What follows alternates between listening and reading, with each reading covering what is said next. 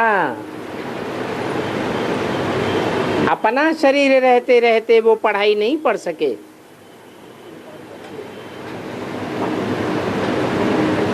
इसलिए उनके मंदिर, उनकी मूर्तियां, उनकी याद नहीं करते हैं।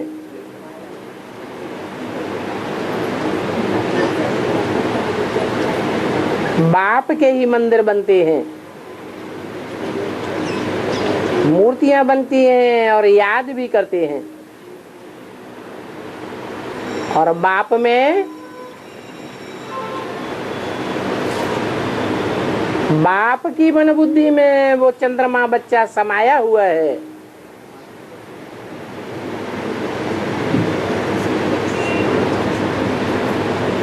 और मतलब कर्मों में किसको फॉलो करना है? कर्मों में ब्रह्मा को फॉलो करना है। है नहीं, वो तो शरीर छोड़ दिया है और तो पूजन भी नहीं है और गायन भी नहीं, मंदिर भी नहीं। हुआ तो है, बुद्धि से खींच तो सकते हैं। गांधी जी नहीं है तो क्या गांधी जी ने जो बातें सिखाई, जो सुनाई, और गांधी जी को क्या याद नहीं कर सकते? ऐसे ही ब्रह्मा ने भी जो कर्म किए हैं वो प्रत्यक्ष हैं।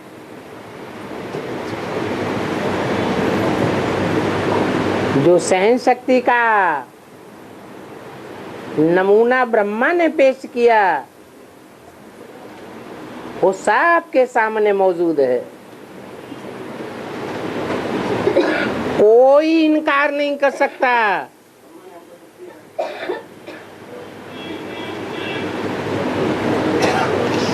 कि ब्रह्मा बाबा ने जितना दुनिया में सहन किया है उतना और कोई पाठधारी भी सहन कर सकता है।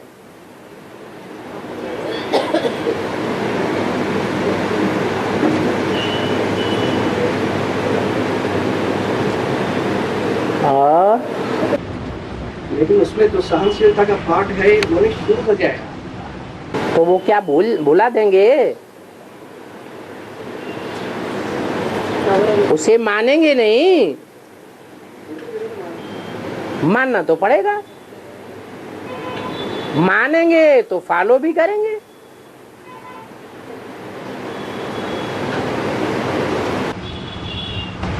बाबा, पुरुषार्थ में सफलता का आधार क्या है? पुरुषार्थ में सफलता का आधार क्या है? काय का आधार? पुरुषार्थ में सफलता का आधार क्या है पूछ रहे हैं। पुरुषार्थ में किसका आधार? सफलता का आधार, पुरुषार्थ में सफलता पाने के लिए आत्मिक स्थिति। पुरुष माने आत्मा, अर्थ माने लिए। आत्मा के लिए करना है तो पहले आत्मिक स्थिति में ही धारणा करनी पड़े। आत्मिक स्थिति में जितना टिकेंगे, देह भान से दूर होते जाएंगे तो पुरुषार्थ में सफलता स्वतः ही मिलती जाएगी।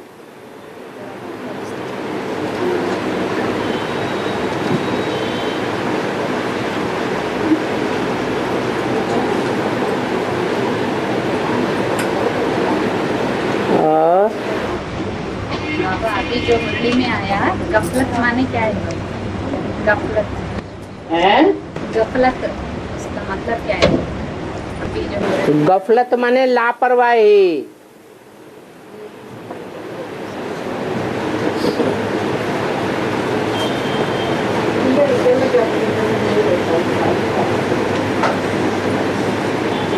हाँ जी।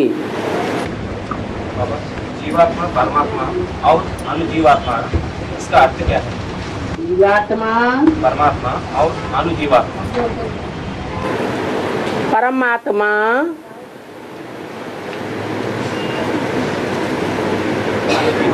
अनुजीवात्मा, अनुजीवात्मा कहाँ से आया?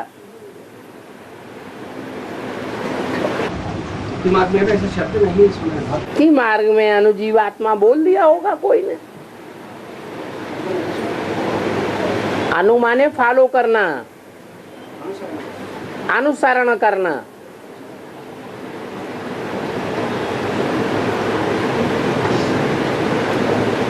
सभी आत्माएं एक दूसरे का अनुसरण करती है। अगर सब एक का ही अनुसरण करने लगे तो सब बाप समान बन जावे।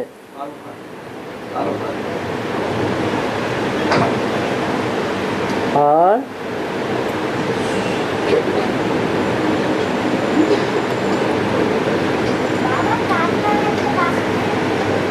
जोर से बोल।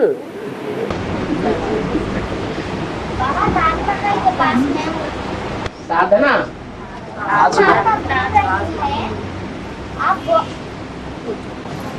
आपका क्लास में अपना पंखा, इसकी आवाज ज्यादा आ रही। ताजमहल का चित्र लगा है। रुको रुको रुको, इसका मतलब क्या है बाबा? ये पंखा बंद ही कर दो। अरे हाँ, बाबा ताजमहल के पास में मुस्लिम आत्मा घूम रही है। ताजमहल के पास में क्लास में है? आपके क्लास में आत्मा घूम रही है। मुस्लिम आत्मा घूम रही थी, इसका मतलब आत्मा में जीवात्मा घूम रही है। ताजमहल, हाँ। क्या क्या मुस्लिम आत्मा घूम रही है। मुस्लिम आत्मा घूम रही थी। उसके नजदीक तो मुस्लिम आत्मा घूम रहे हैं। वो तो सभी जगह घूम रही है। ताजमहल क्या है? कोई खास बात है? आपके इस पिक्चर ताजमहल में ही नहीं, लगा है। सारी दुनिया में जीवात्माएं घूम रही है। जब आप पूछ रहे थे आपके क्लास में आपका पीछे ताजमहल का चित्र लगा हुआ है, इसका मतलब क्या? ये क्लास में आपका क्लास में एक तीने रंग के गांव में आपका क्लास में आपके पीछे जहाँ ताजमहल का चित्र लगा हुआ है, हाँ, उसका मतलब क्या है? आप मुस्लिम आत्मा घूम रहे हैं ऐसा बोल और तो लगाने वाले ने ताजमहल का लगा दिया, कोई कुछ भी लगा दे। लगा रहे उसका आप बोले थे या आत्मा घूम रहे मुस्लिम आत्मा उधर है, इसके हिसाब से क्लास में ताजमहल का आत्माएं तो हर जगह घूमती हैं।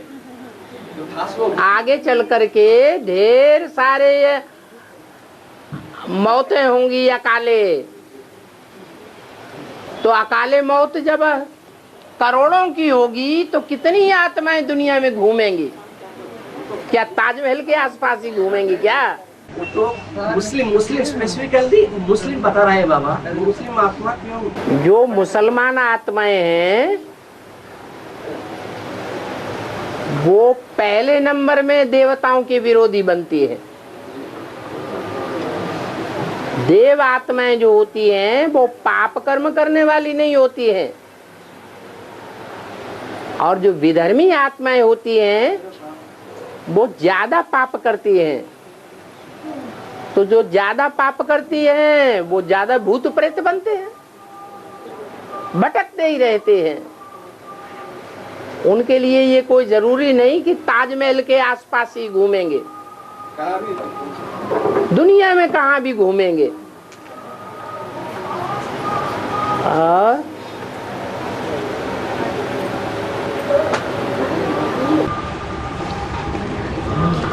बाबा हाँ जी, तो शास्त्रों में तो एक रिसेंट मुरली में बताया बाबा, जो मुरली का डेट है 12/11/2010। मुरली में कहा है कि लक्ष्मी नारायण को शास्त्रों में कोई ग्लानि नहीं है। लक्ष्मी नारायण जब लक्ष्मी नारायण की बात बताते हैं बाबा, तो लक्ष्मी के आगे रखा और नारायण को पीछे कर, क्योंकि पवित्रता की पुरुषार्थ में नारायण को भी मदद देने वाला लक्ष्मी है। हाँ, लेकिन बाबा जब सत्य की बात आती है, सब तो ये को लागू होते हैं और सत्य नारायण, सत्य लक्ष्मी भी नहीं कहा जाता है। हाँ, तब हाँ। पवित्रता और सच्चता, इस दोनों की डेफिनेशन में हम कैसा समझ सकते हैं दूसरों को, पवित्रता और सच्चता। आज की दुनिया के सन्यासी है और गृहस्थी भी है, और ब्राह्मणों की दुनिया के भी गृहस्थी है और सन्यासी भी है।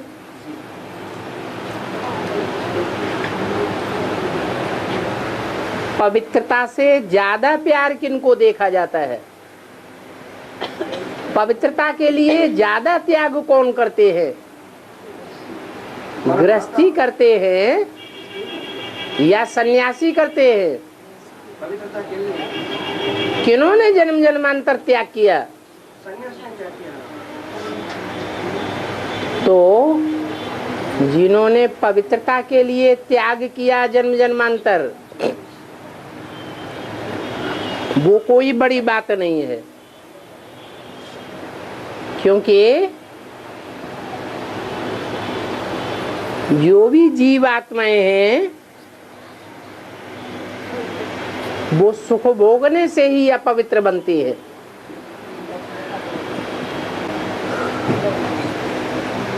और ये सृष्टि सुख दुख का खेल है।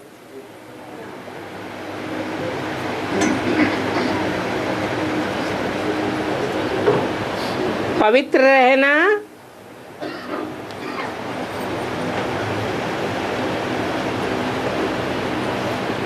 ये 5000 वर्ष के पाठ में कोई बड़ा काम नहीं है।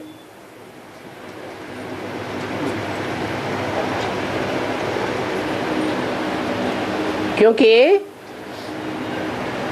जो भी आत्माएं हैं जन्म मरण के चक्र में आने वाली, वो सब नंबरवार भोगी हैं। इंद्रियों के भोग किए बगैर कोई रह नहीं सकते हैं, सन्यासी भी नहीं रह सकते।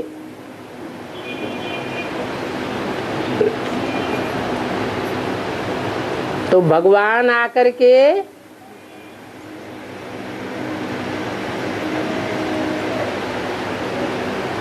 पवित्रता को प्रायोरिटी नहीं देते हैं, क्योंकि इस दुनिया में अपवित्र तो सब है। सन्यासी भी अपवित्र हैं। भगवान ये नहीं देखते कौन पवित्र है कौन अपवित्र है। भगवान तो सच्चाई देखते हैं। जो सच्चाई सन्यासियों में नहीं होती है, वो सच्चाई गृहस्थियों में होती है।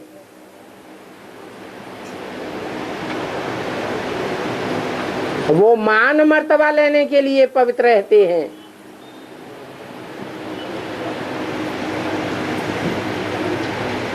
गृहस्थी मान मर्तबा के लिए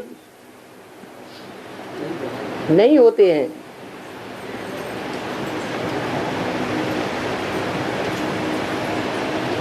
तो भगवान प्रायोरिटी नहीं देता है।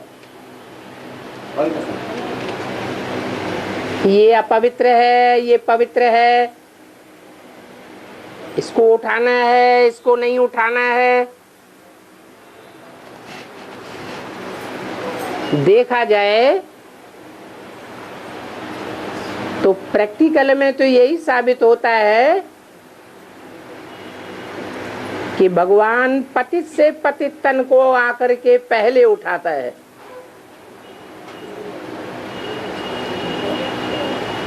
जो सन्यासी पवित्र रहते हैं, रहे हैं जन्म जन्मांतर, वो बाद में निकलते हैं।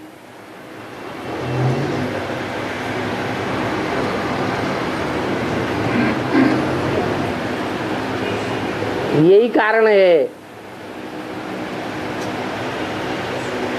कि भगवान को पहचानने वाली पवित्र आत्माएं नहीं होती हैं।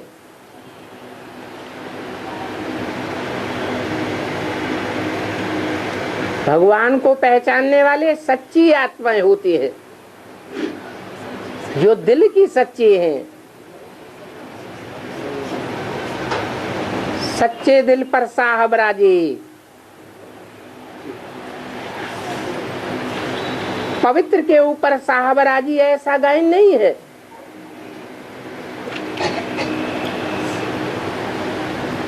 जिन्होंने जन्म जन्मांतर पवित्रता के लिए त्याग किया, उनका नंबर तो पीछे रह जाता है।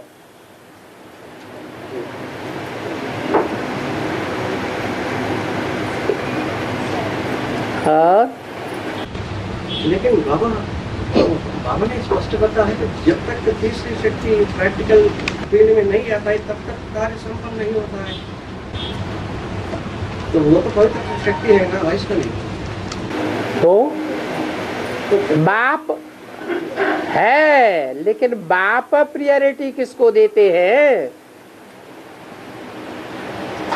तो प्रियोरिटी तो राजयोग सीखने वाले बच्चों को प्रियोरिटी देते हैं या पवित्र रहने वालों को प्रियोरिटी देते हैं?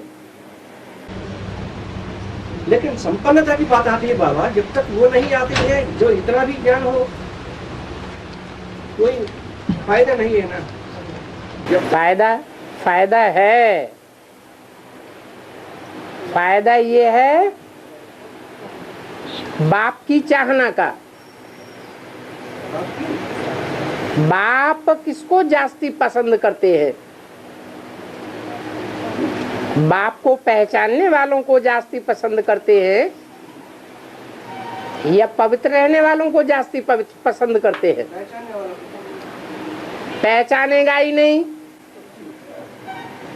तो पुरुषार्थ कहां से करेगा?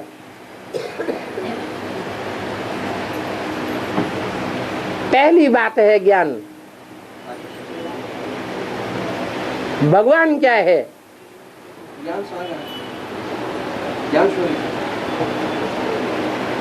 ज्ञान ही तो भगवान है।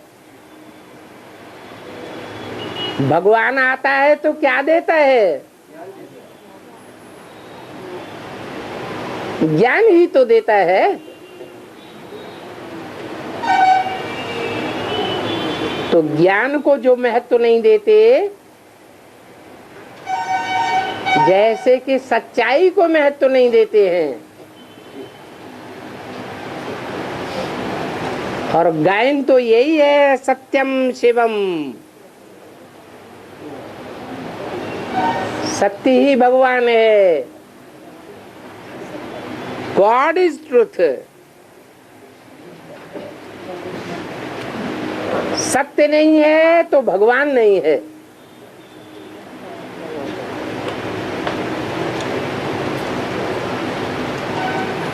सत्य बाप ही आकर के सच्चखंड स्थापन करते हैं।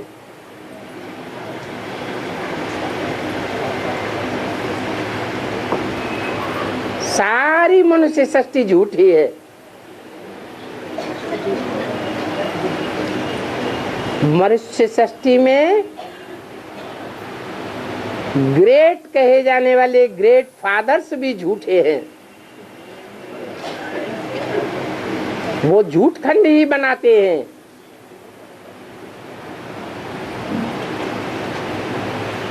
एक 100% सच्चा शिव ही है।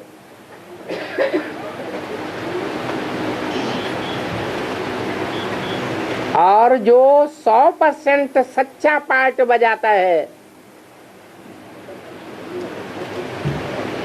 84 जन्मों में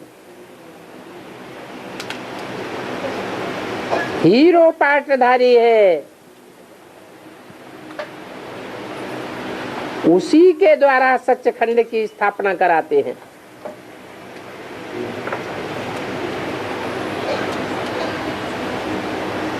सत्य बड़ी चीज है।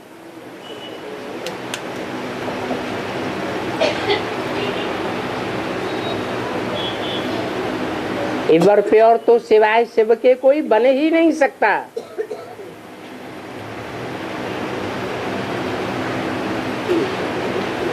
लक्ष्मी भी जब तक संपूर्ण ज्ञान न ले, बाप को न पहचाने,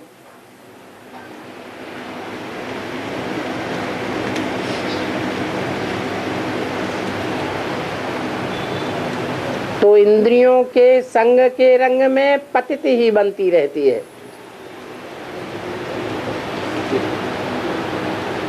आंखें भी ज्ञान इंद्रियां हैं।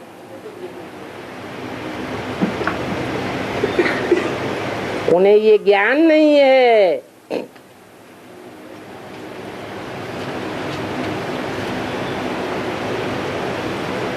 कि मनुष्य आत्माएं साफ पतित है। इस कलयुग की दुनिया में एक भी पावन नहीं है। और पतित बैठ पतितों को दृष्टि देंगे तो पतित दुनिया बनेगी या पावन दुनिया बनेगी?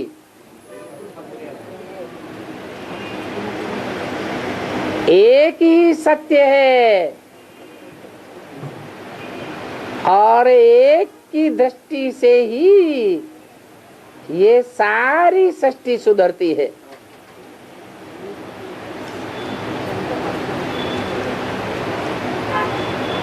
एक ही एवर प्योर है।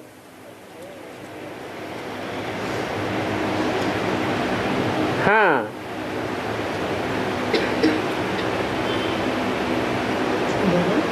भारत की रानियां जन्म जन्मांतर पवित्र रही है, इसलिए पवित्रता को धारण करने में उनको ज्यादा कठिनाई नहीं होती है। लास्ट में एडवांस ज्ञान में आवेंगी और फास्ट चली जावेगी। ये ड्रामा बना हुआ है।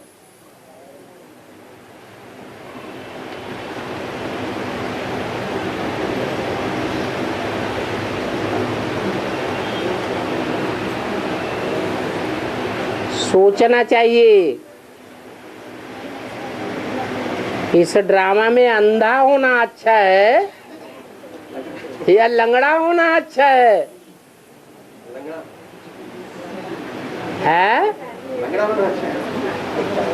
आंखें हजार नियामत कही जाती है। ऐसे नहीं कहते हैं कि टांगे हजार नियामत।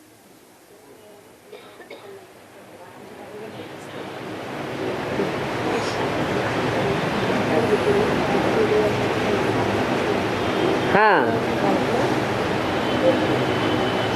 टांगों का अपना महत्व है और आंखों का अपना महत्व है।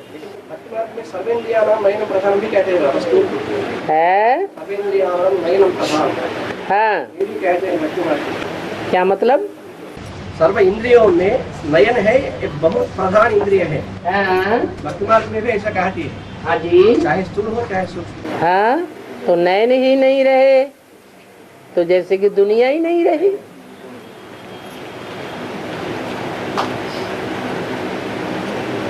और देवियों को पूजा करते तो बड़े से बड़े है, देवियों को पूजा करते तो बड़े से बड़े असुर बनते थे। बड़े से बड़े असुर बनते थे। हाँ, सीता पार्वती को भी जड़ तो बुद्धि है क्या? फिर इस कलयुग में देवियों को पूजा का महत्व है। हाँ,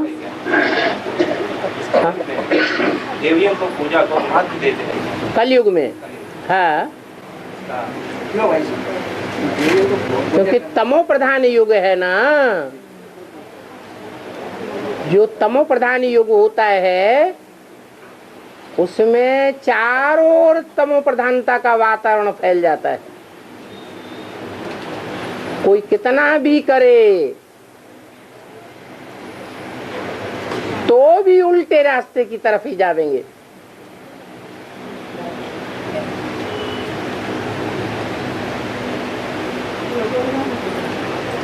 स्त्री चोला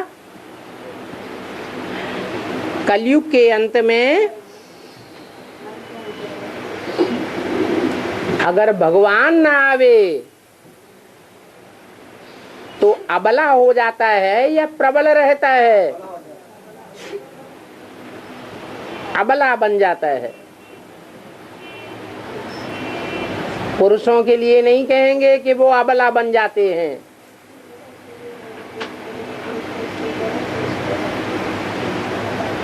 भगवान स्त्री चोले में नहीं आता है। भगवान किस में आता है? पुरुष चोले में आता है।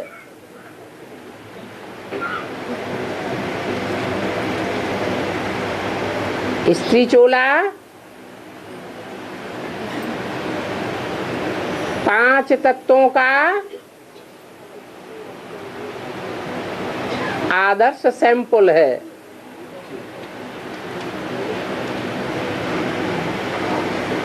ज्यादा आकर्षण होता है।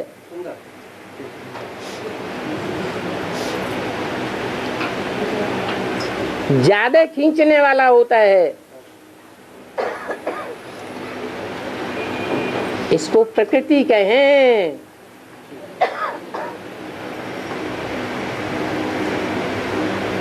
ये रचयिता की कुदरत है। पहली रचना है। परंतु रचयिता नहीं है।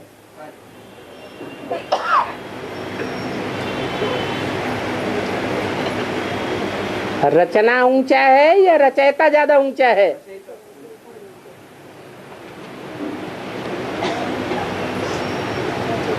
इसलिए कलयुग में आकर के गिरे हुए युग में जो गिरे हुए लोग हैं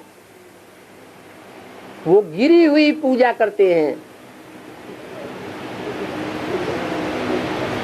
द्वापर के आदि में श्रेष्ठ आत्माएं श्रेष्ठतम की पूजा करती हैं। बेविचारी और अव्यभिचारी बनने की बात है।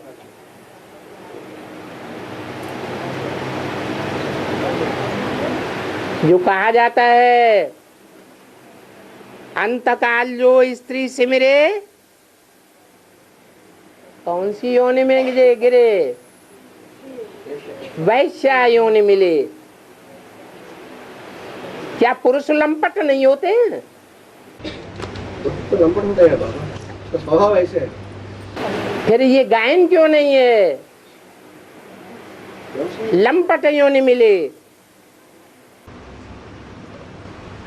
क्योंकि स्त्री को तो पवित्रता तो प्रतीक है ना। है? स्त्री माना तो स्त्री में प्यूरिटी जास्त ही होती है, तो पवित्रता का प्रतीक है। नहीं, ज्यादा पतन प्रकृति का होता है। ज्यादा जड़त्व में ही माताएं बनती हैं।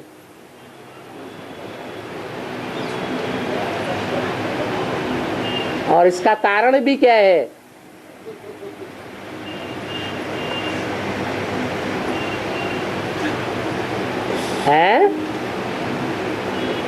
मुख्य प्रकृति माता कौन है? जगदम्बा के मोह है ना।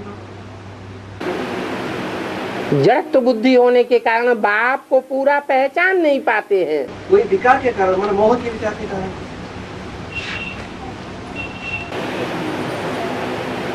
देह अभिमान है मुख्य।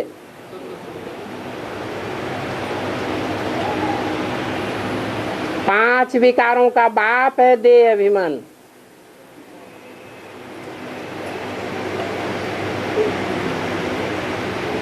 कन्या माताओं में देह का होना ज्यादा होता है।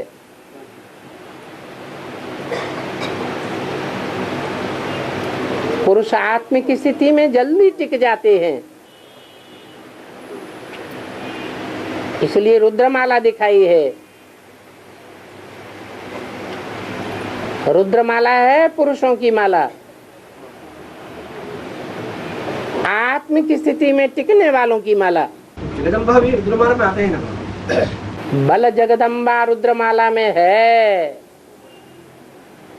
फिर आत्मिक स्थिति में अगर टिके तो भगवान को पहचाने ना। पहचान करके क्यों भूल जाए? देह अभिमान के कारण तो दुनिया की गिरफ्त में आ जाते हैं। और 27 नक्षत्र है ना, रोहिणी नक्षत्र में गर्मी है, मतलब क्या है? तो नक्षत्र 27 नक्षत्र है ना, हाँ जी, रोहिणी नक्षत्र में बहुत गर्मी है, मतलब क्या है?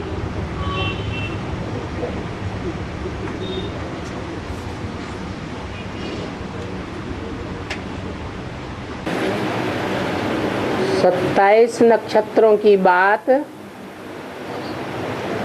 ये शास्त्रों की बात है या बाबा की बताई हुई बात है? हैं?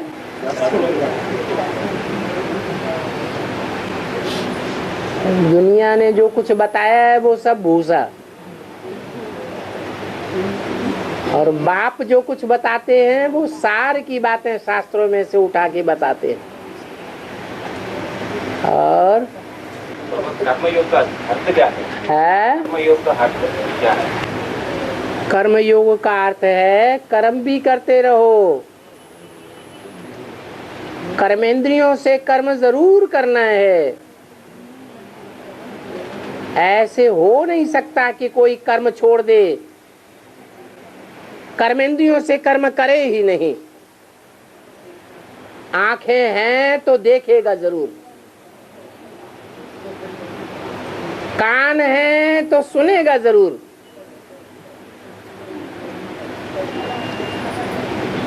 कर्मेंद्रियां हैं तो कर्म तो जरूर करेंगी,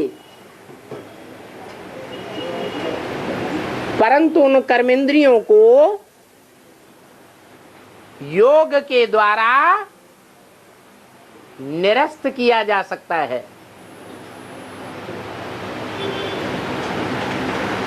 यमन किया जा सकता है।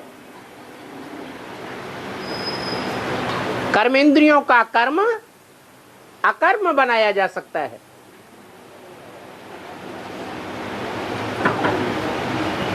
किए हुए कर्म का अच्छा कर्म हो या बुरा कर्म हो,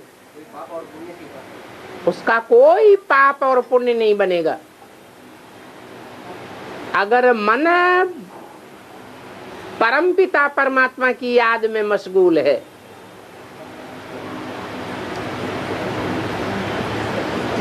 मन लगाव पूर्वक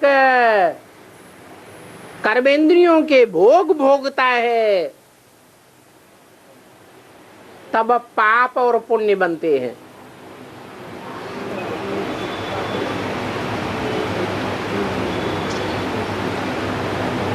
इसको कहते हैं कर्म योग। कर्म भी करना है और बाप को याद भी करना है।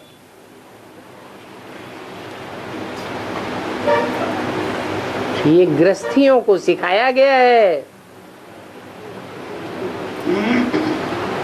ये कर्मयोग गृहस्थियों के लिए है। सन्यासी तो जल्दी मानेंगे भी नहीं, वो तो जन्म जन्मांतर सन्यास योगी रहे हैं, कर्म को त्याग दिया है। अब कोई धंधा नहीं करेंगे, खाना भी नहीं पकावेंगे।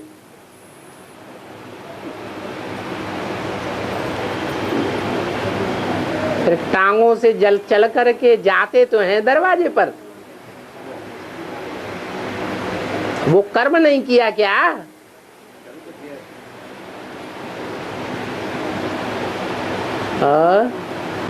इसमें दो शब्द है, तो प्रभु काले बिरयानी है, समझते हैं। हाँ जी।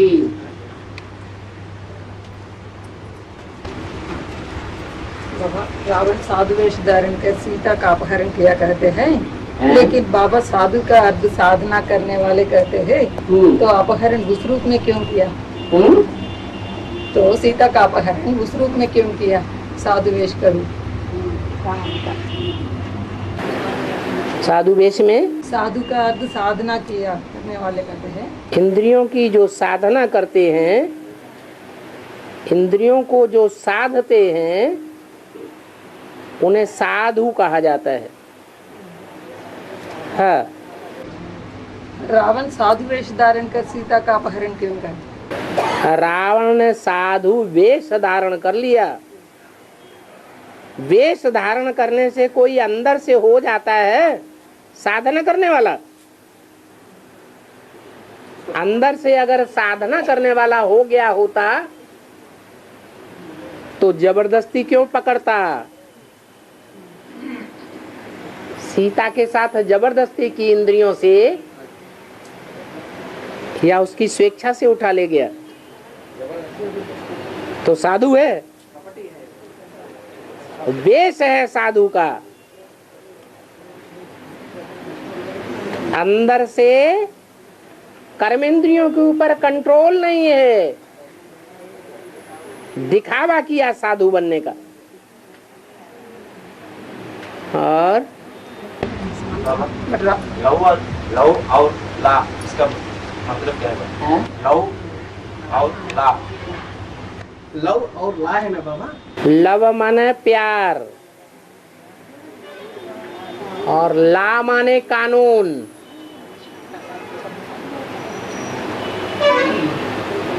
तीन मूर्तियां हैं। ब्रह्मा है लवफुल और तीसरी मूर्ति जो बैठी हुई है वो है लाफुल। इसके द्वारा विश्व परिवर्तन चलता है। ला और लव का बैलेंस होगा तो परिवर्तन होगा। कहाँ लव का प्रयोग करना है और कहाँ ला का प्रयोग करना है।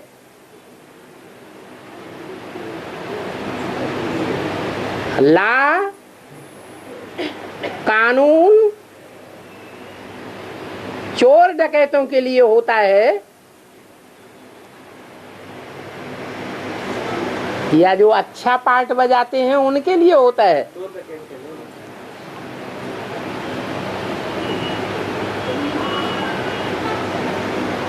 परिवार के प्रति लवफुल बनना है और जो परिवार का घात करने वाले हैं, ईश्वरीय पारिवारिक व्यवस्था को तोड़ने वाले हैं, उनके साथ लाफुल बनना है। బాబా కాశీలో శరీరం వదిలిపెట్టిన వాళ్ళని జన్మ ఉందా లేదా? గోపాల్ భాయ్ मुझे కాశీలో శరీరం వదిలిపెట్టిన జన్మ ఉందా లేదా? जो काशी में जो शरीर छोड़ते हैं बाबा, उनको पुनर्जन्म होता है या नहीं? पूछा है।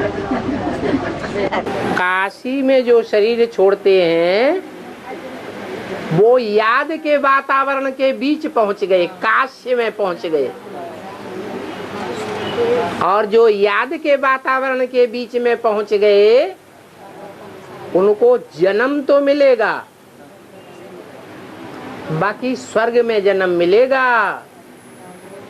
नरक की दुनिया में वापस नहीं आवेंगे।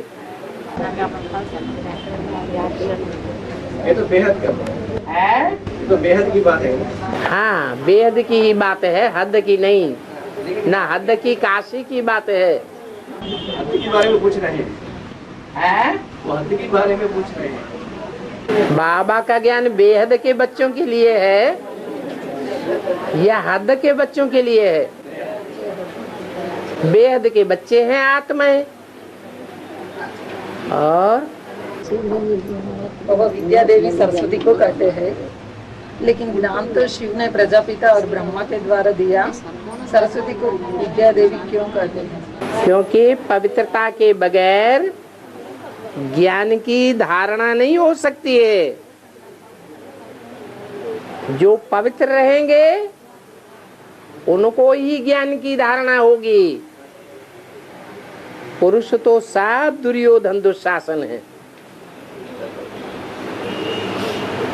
तो दुर्योधन दुशासन कहें हम ज्ञानी हैं,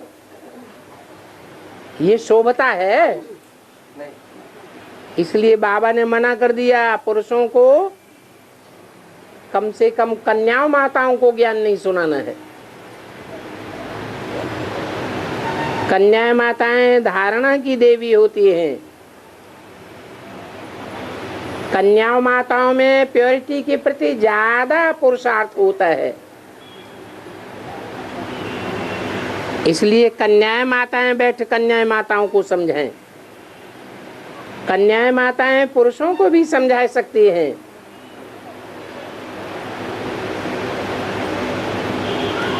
ये नियम बनाया हुआ है।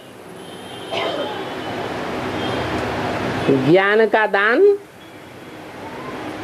कन्याओं माताओं के द्वारा होना चाहिए। और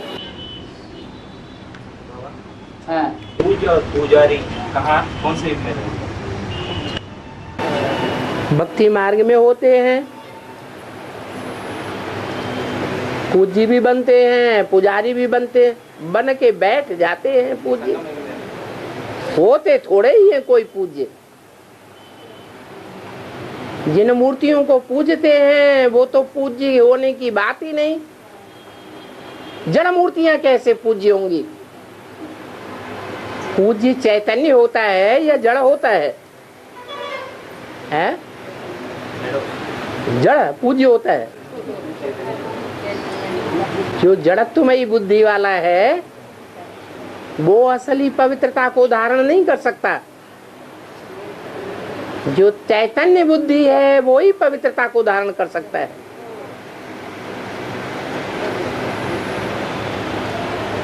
इसलिए अंतर पड़ जाता है। और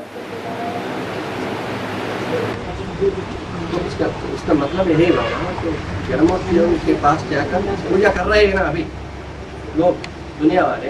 हाँ, तो इसलिए मैं कहा जो जड़ को पूज हो रहा है। जड़ तो पवित्र थोड़ा ही होता है।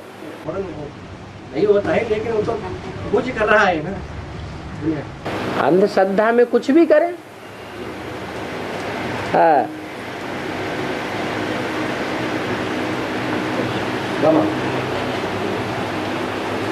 जो बेसिक में कई सालों से बाप की मुरलियों के प्रति बहुत प्रीति रखकर फिर बेसिक में कुछ साल यानी कई सालों मुरलियों बाप तो कागज की मुरली है ना बाबा, तो कागज की मुरलियों के प्रति प्रीति होकर उसके बाद तो एडवांस में आते हैं। वो ज्यादा एडवांस को गहराई समझ सकते हैं। वो क्या कहना है, वो डायरेक्ट एडवांस में आती है बिना बेसिक लेकर। वो ज्यादा एडवांस में सीखा जा सकता है। दोनों में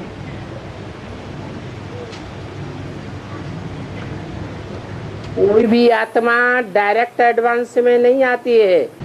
पूर्व जन्म की होता है या तो पूर्व जन्म में बेसिक में चल चुकी है या तो इस जन्म में बेसिक में चल पड़ती है, तब ही एडवांस में आती है। लेकिन कुछ आत्मा ऐसे कहती है तो बेसिक के बारे में इतना हमको जानकारी नहीं है, इसलिए हमको इतना अनुभूति नहीं अनुभव हो रहा है। तो बेसिक में जो चला है वो उनको बहुत माना ज्ञान के प्रति प्रीति होने के कारण उसका अनुभव ज्यादा हो, ऐसा बोल रहा है। इसका कारण क्या है? क्या मतलब तो डायरेक्ट आने वाला जो है ना बाबा, हाँ, वो कहते हैं हमको बेसिक नॉलेज ना होने के कारण हाँ, इतना अनुभव नहीं हो रहा है। तो एडवांस में अरे बेसिक नॉलेज में क्या सच्चाई नहीं है? सच्चाई है बाबा। वो बोल रहा है बेसिक नॉलेज ना होने के कारण इस जन्म में तो कौन मना करता है कि आप मुरलियों का अध्ययन न करें, ब्रह्म वाक्यों का अध्ययन न करें? अखबार पढ़ सकते हैं, शास्त्र पढ़ सकते हैं, क्या ब्रह्म वाक्य नहीं पढ़ सकते?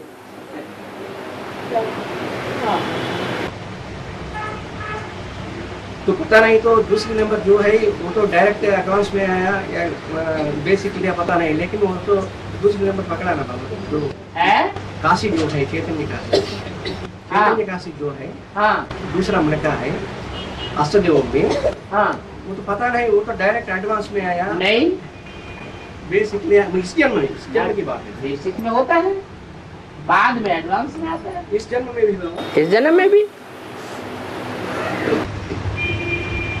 ऐसा अष्टदेव जो बनते हैं वो जरूर इस जन्म में बेसिक लेना है ना, ऐसा नियम कोई है?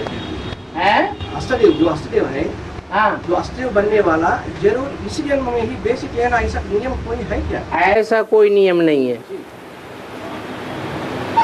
और बाप से भी बड़ा पद बच्चों का कैसे है मामा?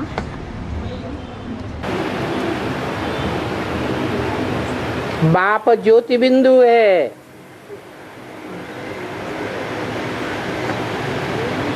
जो ज्योति बिंदु बाप है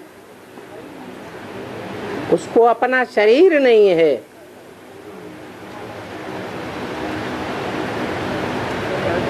और जिस तन में प्रवेश करता है उसको अपना शरीर भी है। तो बाप कहते हैं मैं तो सिर्फ ब्रह्मांड का मालिक बनता हूं और तुम तो त्रिलोकीनाथ बनते हो, 3 लोकों के नाथ बनते हो। इसलिए बाप तुम बच्चों को नमस्ते करते हैं। गीता में भी आया है,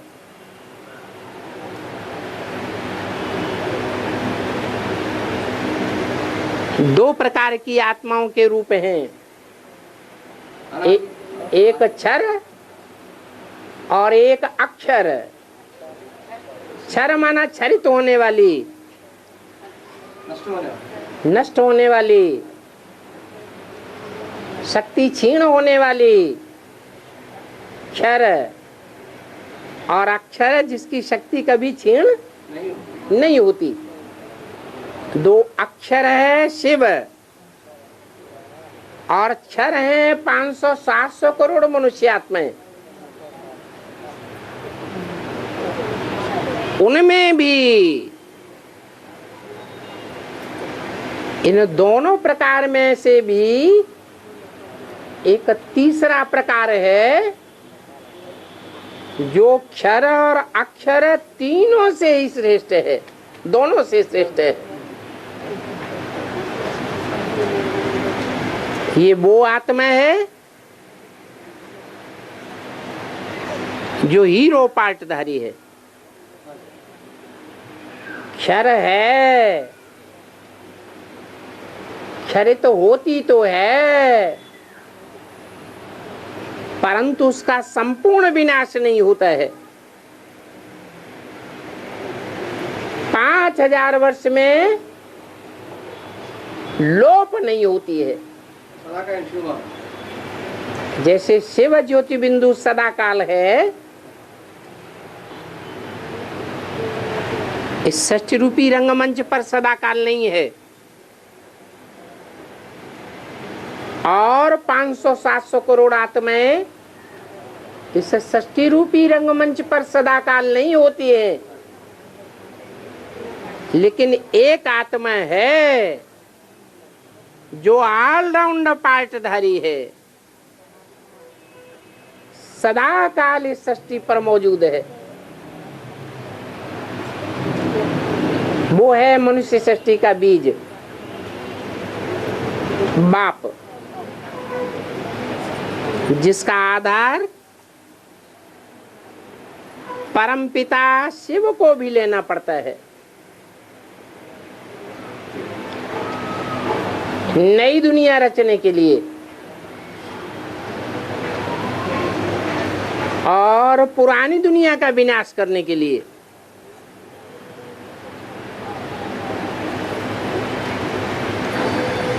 और तो जो बाबा मुरली में कह रहे तो प्राय लोग होता है, पूरा लोग नहीं होते, तो उसको लागू हो जाएगा।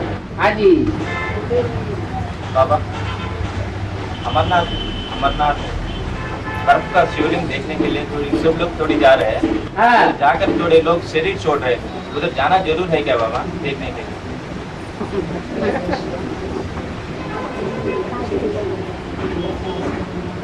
बेहद में लगाओ इसका अर्थ। बेहद में ऐसे बहुत हैं जो प्रैक्टिकल में अमरनाथ बाप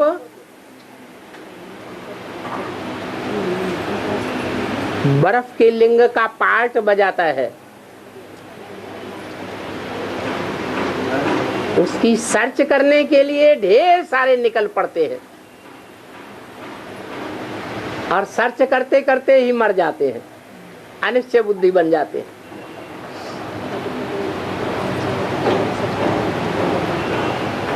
अभी ज्यादा मरने वाले हैं। और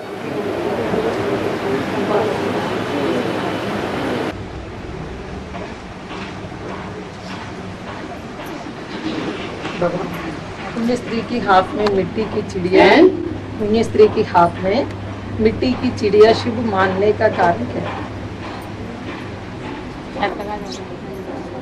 पुण्य स्त्री की हाथ, पुण्य स्त्री क्या? उन्यासी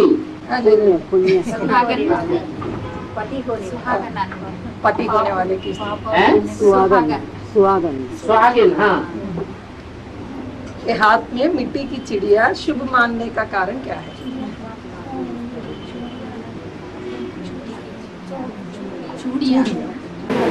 सुहागिन के हाथ में चूड़ियाँ। हाँ, शुभ मानने की क्या है? शुभ मानने का कारण क्या है? अगर कोई स्त्री पुरुष के कंट्रोल में न रहे, जैसे जेल में कैदी को हथकड़ी और बेड़ी डाली जाती है, क्यों डालते हैं? हथकड़ी बेड़ी क्यों डालते हैं? अगर न डालेंगे तो भाग जाएगा, बड़ा शातिर है। इसलिए भक्ति मार्ग में बताया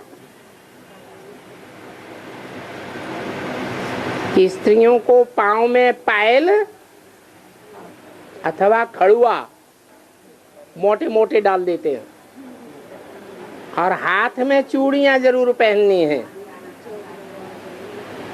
ये हाथ हथकड़ी और पायन बेड़ी की बात है। हाँ, किसी पुरुष के कंट्रोल में रहना जरूरी है। अगर कंट्रोल में नहीं रहेगी तो स्त्री नरक बना सकती है, दुनिया को वैश्यालय बना देगी। इसलिए चूड़ियां पहनना शुभ बात है, खराब बात नहीं है। और नाक में नथनियां भी डालते हैं, जैसे बैल होता है तो बैल की नाक में क्या डालते हैं? नाथ डाल देते हैं।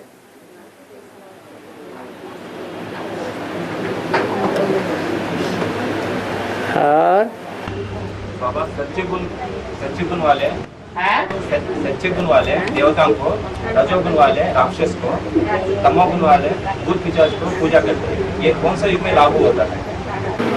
सतोगुण वाले देवताओं को, रजोगुण वाले राक्षस को, तमोगुण वाले। रजोगुण वाले राक्षस थोड़े होते, राक्षस तो तमोगुण वाले होते हैं। गीता में ये बात आई ना बाबा, हाँ। भूत प्रेत को पूजा करती है, मेरे उपासना करने वाले मेरे को याद करते हैं। भूत प्रेतों की उपासना करने वाले भूत प्रेतों से प्राप्ति करते हैं और भूत योनि में जाते हैं। वो तामसी है या क्या? हाँ जी, और जो मेरी उपासना करते हैं वो मेरे लोक को जाते हैं। जो देवताओं की उपासना करते हैं वो देवलोक में जाते हैं। इसका मतलब है 3 लोक हैं, इसलिए त्रिलोकीनाथ कहा जाता है। जो त्रिलोकीनाथ का पार्ट है उसके लिए मुरली में बोला है, स्वर्ग की दुनिया मेरी है तो नरक की दुनिया मेरी नहीं है क्या? माना नरक की दुनिया में भी वो हार खाने वाला नहीं है। चाहे महाराणा प्रताप हो, चाहे शिवाजी हो, चाहे पृथ्वीराज चौहान हो,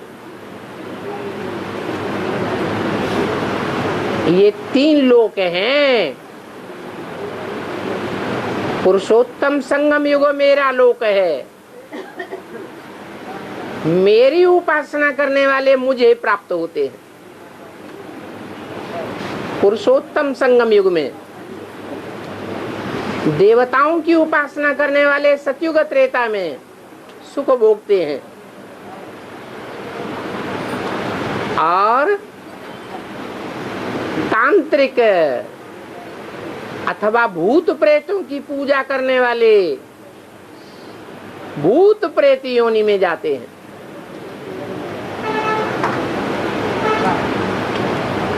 ये बताया। और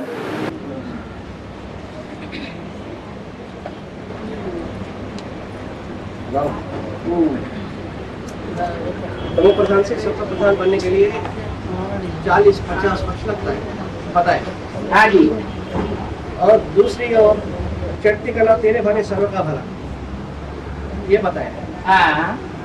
ये दोनों अलग अलग को लागू होती है, ये को लागू होती है? अलग अलग अलग अलग को लागू होती है या ये को लागू होती है? चढ़ती कला तेरे भाना सर्व का भला और तमो प्रधान से सतत प्रधान बनने के लिए 40-50 वर्ष लगता है। हाँ। ये दोनों बात एक ही लागू होता है, दो डिफरेंट